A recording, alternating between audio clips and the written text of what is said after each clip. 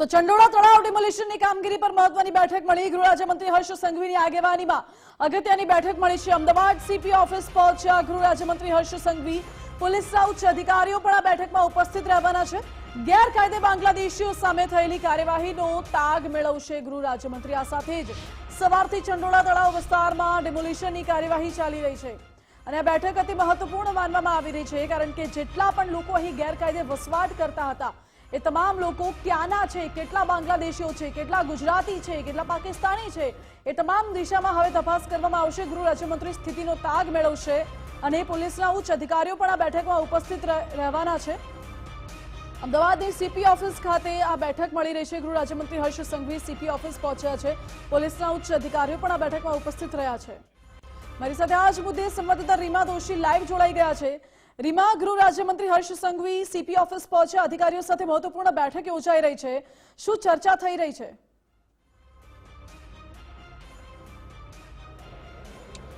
જી, ખાસ તો જો વાત કરવામાં આવે તો જે રીતે સવારથી ચંડોળામાં જે ડિમોલિશનની પ્રક્રિયા હાથ ધરવામાં આવી હતી તેને લઈને ગૃહ રાજ્યમંત્રી હર્ષ સંઘવી છે કે તેઓ થોડીવાર પહેલા અમદાવાદ સર્કિટ હાઉસ પહોંચ્યા હતા અને ત્યાં તેમણે બેઠકમાં હાજરી આપી હતી।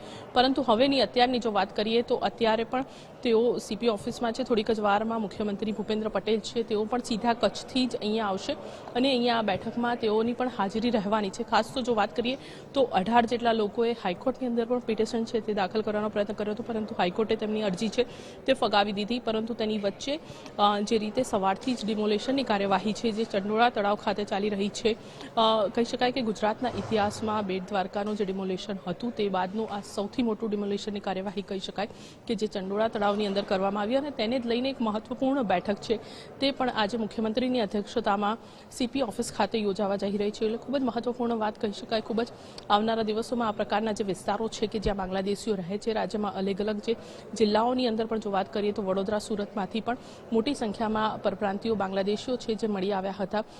સાથે તેમના ડોક્યુમેન્ટેશનનું પણ વેરિફિકેશન ચાલી રહ્યું છે। કેટલાક લોકો બંગાળના હોવાનું પણ બહાર આવ્યું હતું, પરંતુ હવે તેની વચ્ચે ખૂબ જ મહત્વની વાત કહી શકાય કે મુખ્યમંત્રી ભૂપેન્દ્ર પટેલ છે જે અમદાવાદ સીપી ઓફિસ ખાતે પહોંચશે અને ખાસ તેમના અધ્યક્ષસ્થાને આજે મહત્વની બેઠક છે તે યોજાવાની છે। ડિમોલેશનની કાર્યવાહી પણ હજુ આવનારા 2 થી 3 દિવસ સુધી ચાલી શકે તેવું માનવામાં આવી રહ્યું છે, કારણ કે આજે પણ અન્ય જે વિસ્તાર છે ચંડોળાની ફરતો ત્યાં વીજ કનેક્શન છે તે કટ કરવાનું કામ આજે પણ ચાલી રહ્યું છે। એટલે આવતીકાલે આ તમામ જગ્યાઓ ઉપર ડિમોલેશનની કાર્યવાહી હાથ ધરાય છે। પરંતુ સૌથી મોટું ડિમોલેશન જે વિસ્તાર હતો, જે ફાર્મ હાઉસ જેવું લલ્લા બિહારીએ પણ બનાવ્યું હતું, તે તમામ જગ્યાઓ ઉપરનું પણ ડિમોલેશન છે જે આજે કરવામાં આવ્યું। અંદાજે 3000 જેટલા મકાનો છે, ઝૂંપડાઓ છે જેને તોડી પાડવામાં આવ્યા। આવતીકાલે પણ હજુ પણ આ જ મોટી સંખ્યામાં ડિમોલેશનની કાર્યવાહી છે જે હાથ ધરવામાં આવનાર છે અને તેને જ લઈને આ મહત્વપૂર્ણ બેઠક છે જે સીપી ઓફિસ ખાતે યોજાવાની છે। જી ઓકે રીમા, આભાર આપનો। એટલે મહત્વપૂર્ણ બેઠક સીપી ઓફિસ ખાતે યોજવાની છે। મુખ્યપ્રધાન ભૂપેન્દ્ર પટેલ પણ અહીં ઉપસ્થિત રહેવાના છે તેવી માહિતી મળી રહી છે અને હજુ આવતીકાલે પણ આ ગેરકાયદે ડિમોલિશનની કાર્યવાહી યથાવત રહે તેવી પણ સંભાવના અત્યારે વર્તાઈ રહી છે।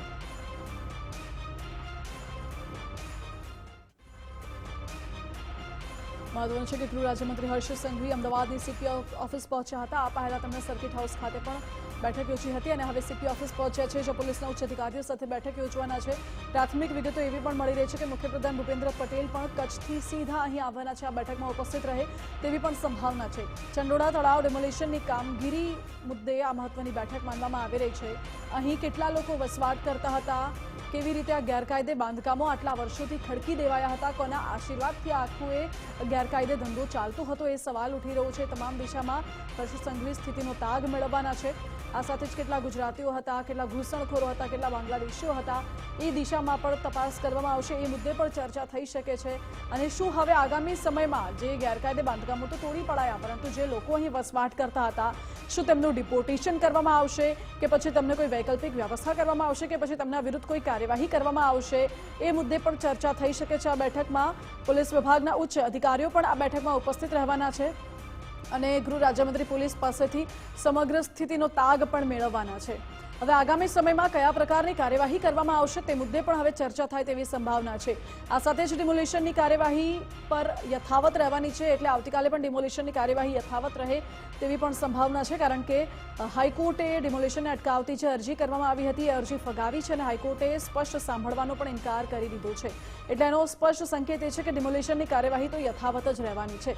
અને આ અમદાવાદના ઇતિહાસની સૌથી મોટી કાર્યવાહી ડિમોલિશનની માનવામાં આવી રહી છે, કારણ કે ચંડોળા તળાવની આસપાસ કેટલાય વર્ષોથી ગેરકાયદે બાંધકામો અહીં ખડકી દેવામાં આવ્યા હતા અને પોલીસ માટે પણ આટલી મોટી કાર્યવાહી કરવી એ સૌથી મોટો પડકાર હતો. જોકે પોલીસે પણ સફળતાપૂર્વક આ ડિમોલિશન દૂર કર્યા છે.